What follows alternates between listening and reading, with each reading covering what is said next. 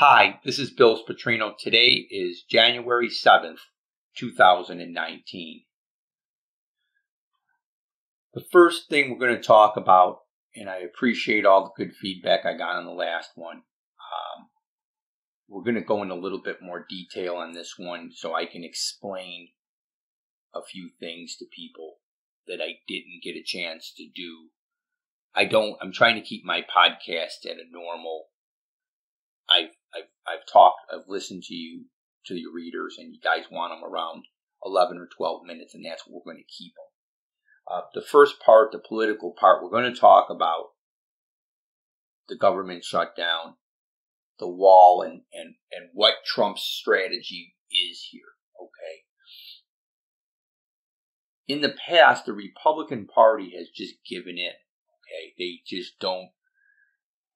The Republicans and Democrats, and I hate to say this, but they're basically two cheeks of the same ass, okay? What they do is they're not for lowering the deficit.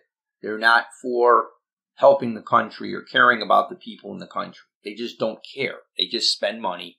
They let things go. The Fed chief's no different. He just raises interest rates knowing we're $21 trillion in debt. We can't have higher interest rates. Someone has to pay for the stuff. Trump realizes correctly that he controls, there's three branches of government. The House, which the Republicans have, or the Democrats have a slight edge on. But truth be told, Brian didn't care about any of this stuff. Okay, I'll call out Issa, Goodlatte, Ryan, Troy Gowdy. Everybody loves these guys. Like I said, they all failed. They were there for 2 years, had a majority, and couldn't work anything out. Okay, deficits just climbed under these guys. Okay, I'm not saying they're bad people. They're bad politicians. Okay, I do like Jim Jordan. I do like Mark Meadows. I like Louis Gohmert. There's not many more I like. Okay, in both parties. The Democratic Party is just so they're going to have that. The Republicans are going to have, the Senate, and they're going to have a higher percentage of people in it that are running the Senate. But they're not going to have a veto-proof thing. So to get 60, unless McConnell's going to do a nuclear option, that's not going to go. Well, then Trump's the third thing. Trump cannot, and we talk about the wall and the GoFundMe. Brian Kolfage, the triple amputee, great American. He talked about that. And I believe that his idea for the wall was if Trump thought of blinking, I don't know. See, I believe it was all a plan, and I'll explain to you how Trump has countered it. This was all a plan by the globalists, the deep state. What they wanted him to do was they kept pushing the stock market down, pushing it down, pushing it down. Okay? And they had Mattis complained because he wanted to pull out of Syria. Powell at the Fed wanted to keep pushing him. Okay? They wanted to there was end of the year tax selling. They wanted to bump him. They wanted to get him to just sign a spending bill. And they didn't think he would do it. But see, Trump's not here. He knew that if he didn't sign the spending bill, his base would desert him. I mean, my dad loves Trump, but said, Bill, if he put the promise in for this wall. If he doesn't get the wall done, he can't win. It's like no new taxes by Bush. He has to try to get the wall. And if his own party and everybody resists him, that's fine, but he's got to be trying to do it. So that's his strategy. As far as shutting down the government, I don't think, I'm going to be honest. Once the Democrats find out that they're going to get blamed for this, okay, they can't just blame Trump entirely. The fact is, the people in this country they want some form of a wall, whether it's a see-through deal. They do not want people waltzing in. And Trump needs to have a primetime thing. We're bringing in Brian Kolfage, bringing in the angel moms of all the people that got killed. by illegals, all the people they've apprehended. They just keep hitting that as a safety effect. And I think if they do it, it'll wear down the American people. If nothing else, look, my feeling is this. If walls don't work, then why does Obama have one around his house, or Paul Ryan, or any of these people? They all have security. The Vatican has a wall. China has a wall. Mexico doesn't even want to let people come in their southern border anymore. We can't. We have to be a country of laws and have to practice the rule of law. I don't believe that the wall's symbolic. They're just fighting him. Schumer, Obama, all these people on the left voted for this. They wanted to pretend, and they're just pretending that they're tough on border security. They did it in 2008 because they were trying to become president. Obama was trying to become the president. And he wanted to act like he was tough on this. Okay, but they're not. They don't care. Okay, they just don't care. They want there to be chaos because California's got 55 electoral votes and they've got illegal people there that count in the census. They shouldn't. That should be one thing that we should try to get through Congress. That I don't think the American people, if he came out and said, what do you want illegal people to count in the census? No clear-minded person would think that. I'm not saying the Democratic Party wouldn't support it. They support many negative things. But I think that strategy and the Plunge protection team is what I feel is going to make or break these negotiations going forward. Okay, the Plunge protection team is a group of people. I don't want to explain it specifically. I don't know who the people are.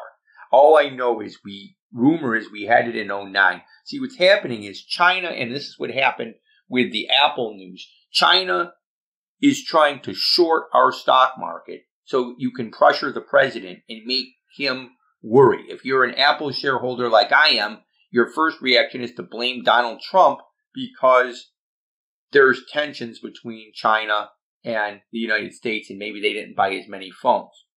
Okay, I get that. But we as a country cannot let these people take our jobs, steal our intellectual property.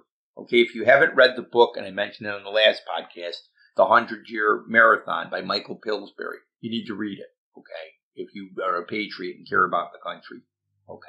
If not, listen to Michael Pillsbury. You can listen to him on YouTube. But the Plunge protection team, and this is why I'll tell you that I think it's in, and I'm just going to give you a few examples of why I think it's in effect. Mnuchin put it together after the government shut down, okay, when Trump didn't sign the bill.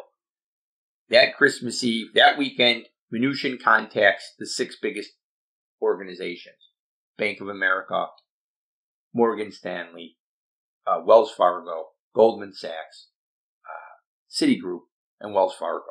They got their traders, they've got the people. Mnuchin met with all of them. Their job is to protect the stock market. And someone said to me, Billy, are they manipulating the market? I'm looking at it this way, and I wanted to use a good football analogy. If you found out that you were playing a football game and the other team was holding on every play, okay, and not just holding you, but hitting you physically, you need to retaliate back so you can keep it as a fair game. Okay, maybe what you do is when somebody is ready to hit you, you punch them in the mouth first. Okay. The Plunge protection, and this is how I believe it, this is where I've seen evidence of it. On the day after it was announced over the weekend, that Monday on Christmas Eve, market dropped 600 points in a half session. On Wednesday, the day of Christmas, there was no stock market. On the day of Christmas Eve, Christmas Day, the night before the market reopened on the 26th of December, futures were down 700 points. Market ends up, down 300 points. Market ends up plus 1,000. So that's 1,300 Dow points it moved. Okay, who moved it? There was really no news. Okay, all this was done on really no news. Thursday, Market down the 20, would be the 27th. Market's down 600 points. It turns around plus 280. It's 880 move. These are huge moves, folks.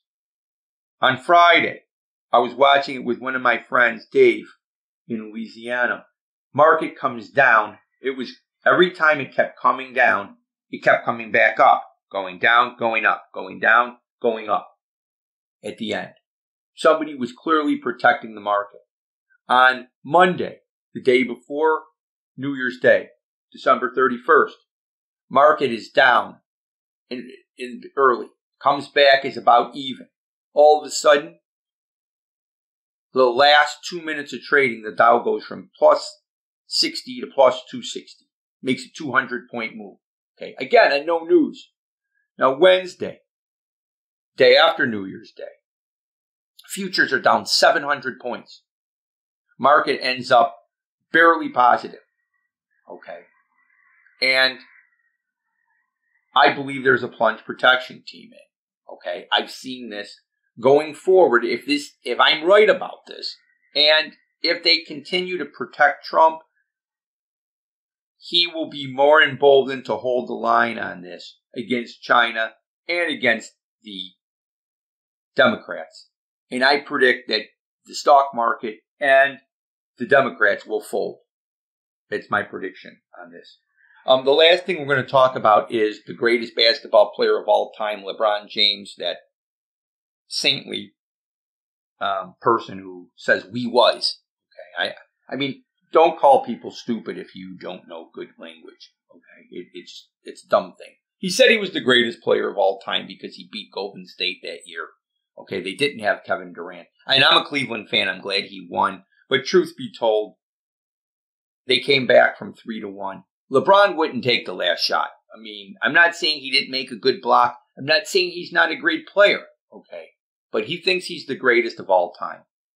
Honestly, I have him ranked right now. I'm going to top the top 8 players. I have him 8th right now. Okay, he's won 3 championships. Could he end up with, if he could end up with 4 or 5 championships, then I'll have to put him up. But I can't put him ahead of number 7, Shaq O'Neal.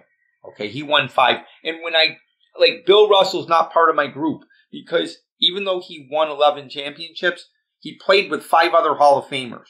If those players didn't show up, I don't think Bill Russell wins any.